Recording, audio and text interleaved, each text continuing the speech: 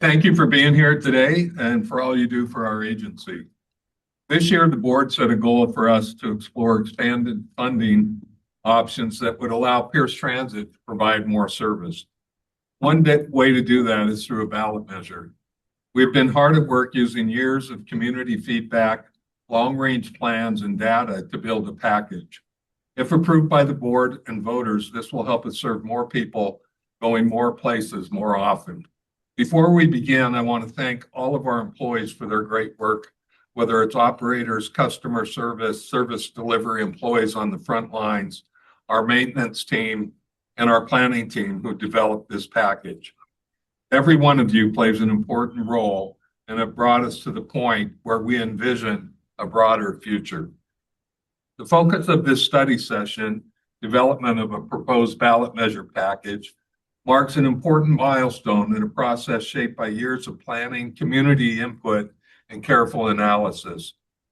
What we're sharing today is the first draft of that package.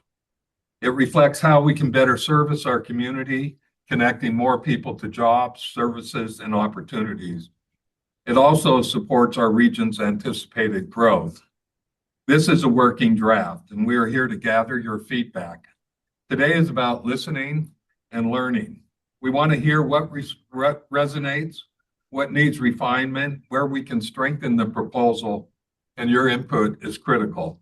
It will help us shape and improve the package before bringing it back to the board for consideration and ultimately a decision about whether to place it before voters. I want to start with our community voice because it's at the center of everything we do at Pierce Transit. Three key things happened in 2025.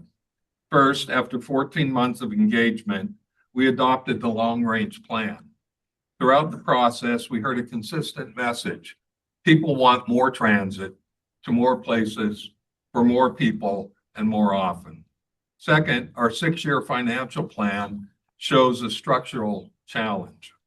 Due largely to inflationary pressures, we expect our expenses to exceed our revenues by next year, and reserves will fall below required minimums by 2031. The third thing that happened in 2025 is the board set a goal for us to explore expanded funding to provide more service. We heard from our community about the important role transit plays in accessing education, work, and school. The average cost to own a car is around $12,000 a year, and gas prices continue to rise. Public transportation is an affordable option that opens doors to opportunity. Pierce Transit enables car-free access to parks, trails, and waterfronts. These are safe places for kids to play and free places for families to gather. Highland Park Technical College recently estimated that last year alone, having access to Pierce Transit service saved students almost $100,000. 1,500 of their students have active work passes, and their ridership has doubled this last year. But transit isn't just about saving money. The American Public Transportation Association estimates for every $1 invested in public transportation, that generates $5 in long-term economic returns. The 5-to-1 return is driven by increased business sales, reduced congestion, and better access to jobs and healthcare. Pierce County is growing and growing quickly. Our economy depends on how well people can access jobs and how reliably employers can access a workforce. That includes people who grew up here and live here. It allows these folks to stay and work here rather than leave the region for a job elsewhere. Pierce County is expected to add about 275,000 residents and nearly 120,000 jobs by 2044. As the region evolves, transportation will continue to shape how efficiently people can connect to opportunity. Without more transit, most of the growth will rely on cars. This will add congestion to already busy roads and make it harder for everyone to access jobs, school, medical care, and other essential services, especially during peak congestion. That's why we often say that even if you don't use public transit, you benefit from local transit. Today, Pierce Transit is operating the highest level of service that our current funding will allow. And we know how essential local transit is in Pierce County. While many transit systems saw major drops in ridership during COVID and struggled to recover afterward, Pierce Transit held on to many more riders. This slide also reflects past funding challenges. In 2009, expenses began outpacing revenue, in part due to the Great Recession. In 2011, a ballot measure failed and service was reduced. Between 2011 and 2012, a Public Transportation Improvement Conference, or PTIC, was held. The PTIC was comprised of local elected officials who voted to adjust Pierce Transit service area and taxing district. This resulted in several cities no longer paying into or receiving Pierce Transit services. Later in 2012, another ballot measure was narrowly defeated by just 704 votes. Since then, and for the past 14 years, Pierce Transit has not asked voters for a sales tax increase. As you know, our agency does not determine our own boundaries, meaning where we provide service. Therefore, the information I'm sharing today does not include expansion of Pierce Transit boundaries into new cities or areas. That would be a process led by elected officials in the community outside of Pierce Transit's authority. I will now pass things over to our Chief Financial Officer, Chris Schuler, to cover some of the financial aspects of this package. Chris? All right, thanks, Mike. So this is a quick look at what we're currently facing and what it means a little down the road. Pierce Transit is currently funded at half the sales tax rate of our peer agencies. And since 2002, Pierce Transit has not received a sales tax increase. This rate has remained unchanged for over 2 decades. To put that in perspective and go back to a little bit of what Chelsea said, let's go back to 2002 for just a second. As Chelsea said, that was the year Lord of the Rings and Spider-Man topped the box office. That was the first Spider-Man of all the movies that came out. Google Maps and YouTube didn't exist yet. Gas was $1.50 a gallon. Washington's minimum wage was $6.90 an hour compared to over $17 an hour today. In the last 24 years, while our funding rate has stayed the same, the cost to deliver and the demand for transit has outpaced funding.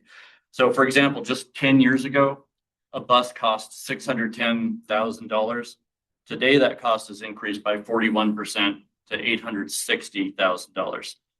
So today we collect 0.6%, which is 6 cents for every $10 of taxable purchases. And sales tax makes up 80% of Pierce Transit's funding. This is paired with grants, fares, and other things like advertising revenues. We don't collect car tab fees or property tax, but King County and Seattle supplement traditional transit sales tax funding with additional local revenue tools such as vehicle fees and separate transit sales tax measures to help maintain and expand bus service, especially in Seattle. Tacoma and Pierce County do not use these mechanisms. So our current funding rate, Pierce Transit is at the practical limit of the service levels that it can provide.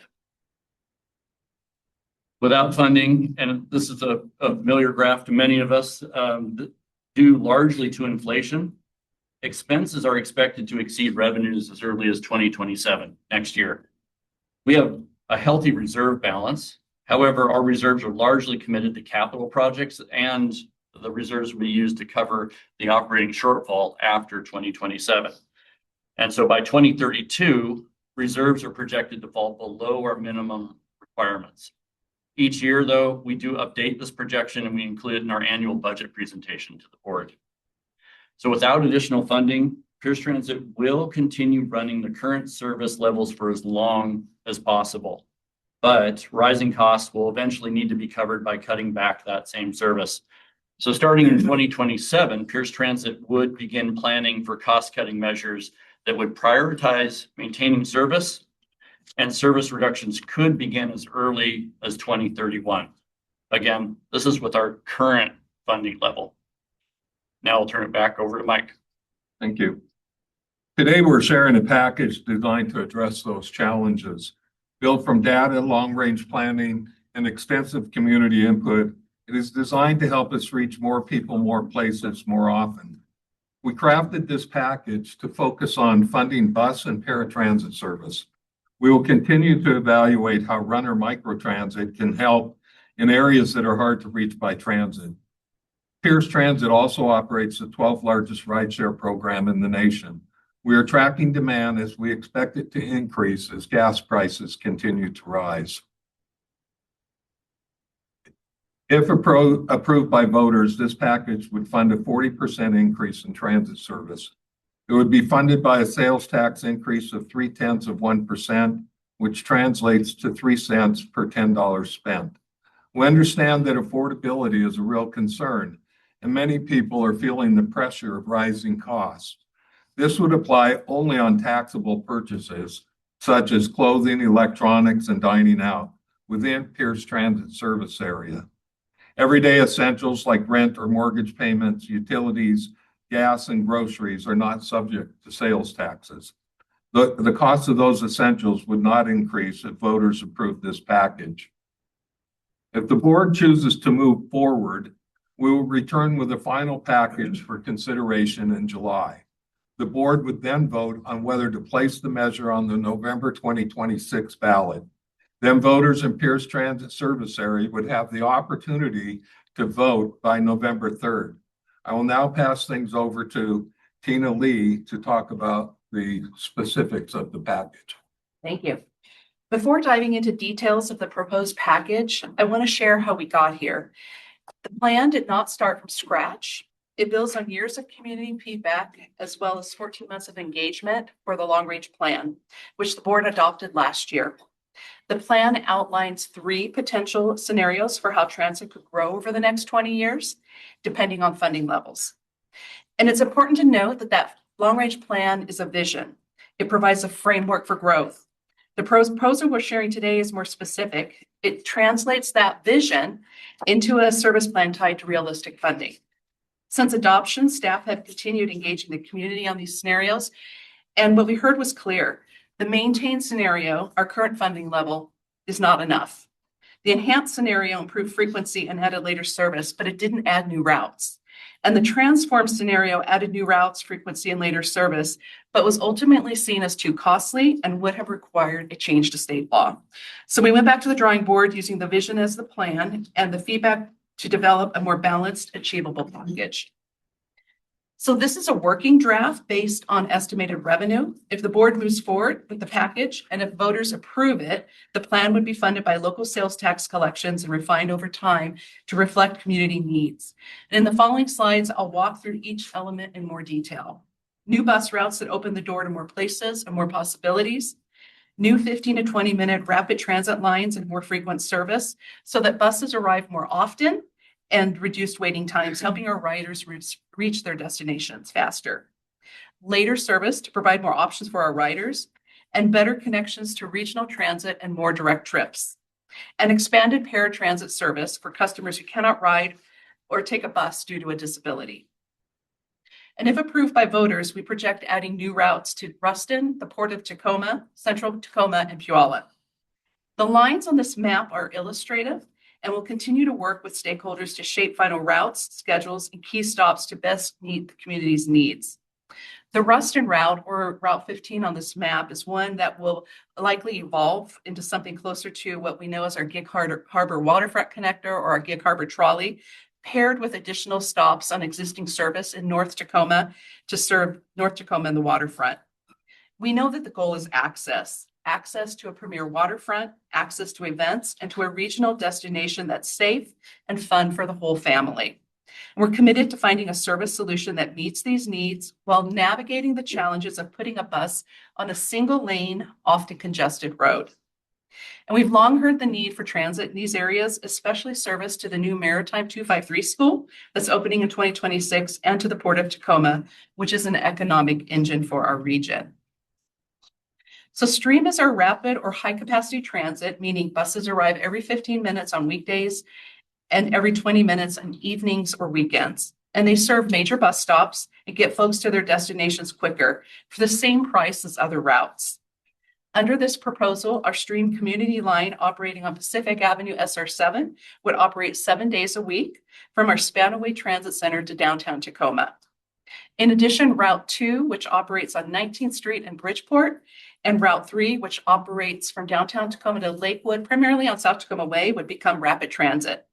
With service every 15 to 20 minutes, riders will have less wait time and be able to make it to their destination quicker.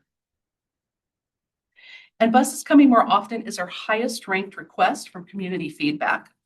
With this improvement, 3/4 of the routes we operate by today would benefit from this frequency. Today, just 2 routes operate every 15 to 20 minutes. And with this plan, it expands to 7 routes operating every 15 to 20 minutes. And these routes represent half of our ridership annually. 22 routes will have trips every 30 minutes compared to just 4 routes today. And only 2 routes would have trips operating hourly compared to 7 today. Again, this means less wait times and getting to our destinations quicker. Today, most of our services start sometime between 5 and 6 in the morning, and later service is also a critical need requested by our riders and the community. Our services do not operate late enough for many people to get home after work or if they have an event in the evening. 23 routes, 80% of our service will run longer and have later hours. Most routes will operate until 10 p.m. on weekdays, 10 p.m. on Saturdays, and 8 p.m. on Sundays. And our high frequency 15 to 20 minute routes will generally operate until midnight on weeknights and Saturdays and 10 p.m. on Sundays. This makes transit a viable option for those currently not able to take the bus because they don't have a ride home late in the evening. Whether that's students in an evening class, late shift workers at a restaurant or at a shop, or those who need a safe ride after a social event. And this plan also considers regional connections and destinations as well, and regional plans. We plan for changes to Pierce Transit's routes to connect with and better align with future regional light rail service, such as the Tacoma Dome Link extension as that comes on board. 7 routes will connect to the new stations in downtown Tacoma at Tacoma Dome Station, Portland Avenue, Fife, and South Federal Way.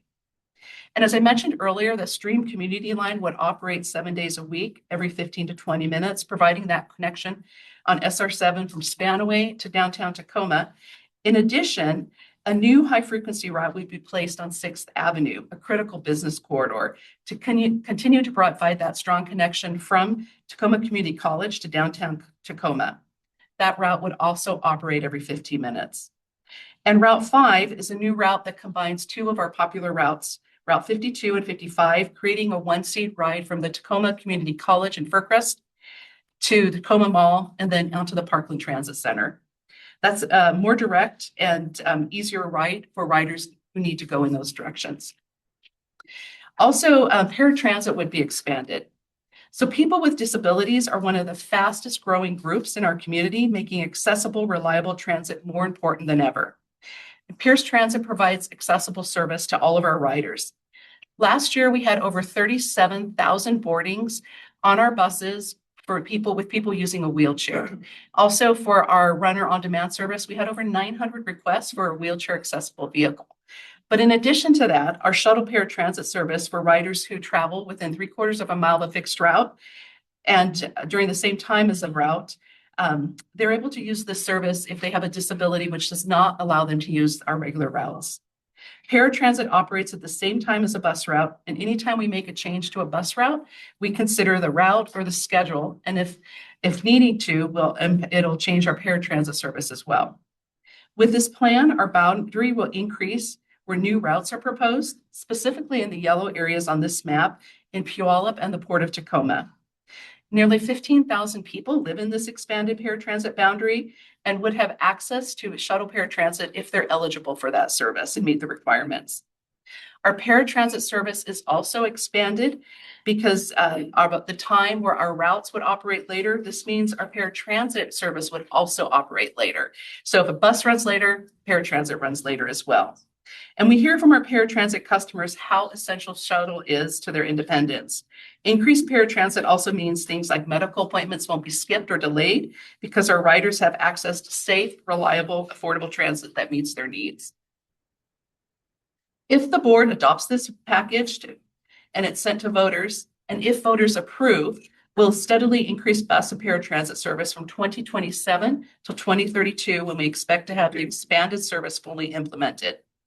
Over the next 5 years, we anticipate needing about 50 additional buses and 3 new paratransit vehicles. For reference, it takes about 24 months from when we order a bus for it to arrive and be ready to go into service. And we'd also begin recruiting transit operators and our heavy-duty diesel technicians who maintain those vehicles. These are all approximate totals and may adjust if we begin collecting additional funding and implementing this expanded service. It's important to us, and we know it's very important to our riders, to proactively communicate about when they can expect improvements to occur. That, I will turn it back to Mike. So if the board moves forward and voters approve a sales tax increase of 0.3%, it would enable us to increase our service by about 40%, helping us reach more people in more places more often. In any discussion like this, it's easy to focus on the details, dollar amounts, number of buses, staffing needs. But I think it's important to take a step back and remember we're talking about people. This package is about putting service where it matters most and the impact on our community. By focusing on high need areas, we can better connect people who rely on transit every day. This includes workers with non-traditional schedules who need earlier morning and later evening options. It means greater independence for seniors and expanded paratransit for those who cannot drive or who can't use the bus due to a disability. It means more reliable access for students getting to school and safe places such as summer late nights, waterfronts, and parks. At the same time, improved transit helps reduce congestion for commuters and strengthens our local economy by making it easier for people to get to jobs and for businesses to reach customers. Over the coming weeks, we'll be out in the community listening, learning, and gathering feedback to shape the final plan. We hope you'll join us at an event. We also hope you'll promote these opportunities by sharing them with the communities you represent. Our goal is to hear from folks across the 13 towns, cities, and unincorporated areas we serve. Now, we want to hear from you. What questions do you have?